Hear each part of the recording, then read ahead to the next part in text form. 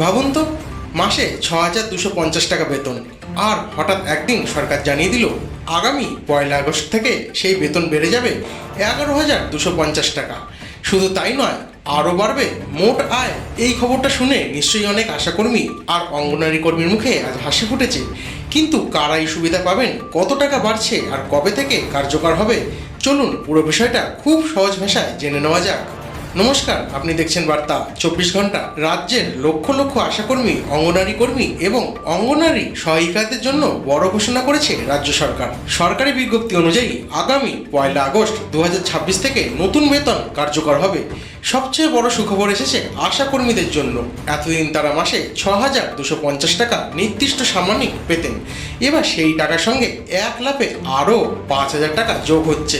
অর্থাৎ আগামী ১ আগস্ট থেকে তাদের নির্দিষ্ট সাম্মানিক হবে ১১,২৫০ টাকা। এর পাশাপাশি জাতীয় স্বাস্থ্য মিশন বা NHM এর পারফরমেন্স ইনসেন্টিভ আগের মতোই চালু থাকবে। অর্থাৎ কাজের ভিত্তিতে অতিরিক্ত যে উৎসাহ ভাতা তারা পেতেন সেটাও বন্ধ হচ্ছে না। এবার আসা যাক অঙ্গনারী কর্মীদের কথায়। সরকার জানিয়েছে তাদের মাসিক সাম্মানিকও ৫,০০০ টাকা বৃদ্ধি করা হয়েছে। সব মিলিয়ে আগামী ১ আগস্ট থেকে একজন অঙ্গনারী কর্মীর মোট মাসিক সাম্মানিক দাঁড়াবে ১৪,০০০ টাকা। অন্যদিকে অঙ্গনারী সহায়িকাদের ক্ষেত্রেও একইভাবে ৫,০০০ টাকা বৃদ্ধি করা হয়েছে। ফলে তাদের মোট মাসিক সাম্মানিক হবে ১১,৮০০ টাকা। সরকারি এবং সরকার অনুমোদিত বেসরকারি দুই ধরনের ICDS কেন্দ্রের কর্মীরাই এই সুবিধা পাবেন বলে জানানো হয়েছে। অনেকেই হয়তো ভাবছেন, এত বড় সিদ্ধান্ত এখন কেন? আসলে বছরের পর বছর ধরে আশা ও অঙ্গনারী কর্মীরা বেতন বৃদ্ধির দাবিতে আন্দোলন করে আসছিলেন। স্বাস্থ্য ভবন থেকে শুরু করে রাজ্যের বিভিন্ন জায়গায় তারা একাধিকবার বিক্ষোভও দেখিয়েছেন। কারণ মা ও শিশুর স্বাস্থ্য, টিকাকরণ, পুষ্টি, গর্ভবতী মহিলাদের দেখভাল, এই গুরুত্বপূর্ণ কাজগুলো তাদের হাত ধরেই গ্রাম থেকে শহরের সাধারণ মানুষের কাছে পৌঁছায়। সেই দীর্ঘদিনের দাবির পর অবশেষে এই সরকার বড় সিদ্ধান্ত নিল।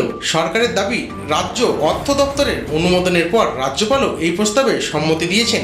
প্রয়োজনীয় অর্থ সময় মতো বরাদ্দ করা হবে বলে জানানো হয়েছে। এখন দেখার বিষয় আগামী ১ আগস্ট থেকে এই নতুন বেতন বাস্তবে কিভাবে কার্যকর হয় এবং সমস্ত কর্মী সময় মতো সেই সুবিধা পান কিনা। আপনি যদি আশাকর্মী, অঙ্গনারী কর্মী বা সহায়িকা হয়ে থাকেন, অথবা আপনার পরিবারের কেউ এই পরিষেবার সঙ্গে যুক্ত থাকেন, তাহলে এই খবরটি তাদের কাছে অবশ্যই পৌঁছে দিন। আর এমন গুরুত্বপূর্ণ সরকারি আপডেট সবার আগে সহজ ভাষায় জানতে বার্তা ২৪ ঘন্টার সঙ্গে থাকুন এবং চ্যানেলটি সাবস্ক্রাইব করে পাশে থাকা বেল আইকনটি অন করে দিতে ভুলবেন না। ধন্যবাদ।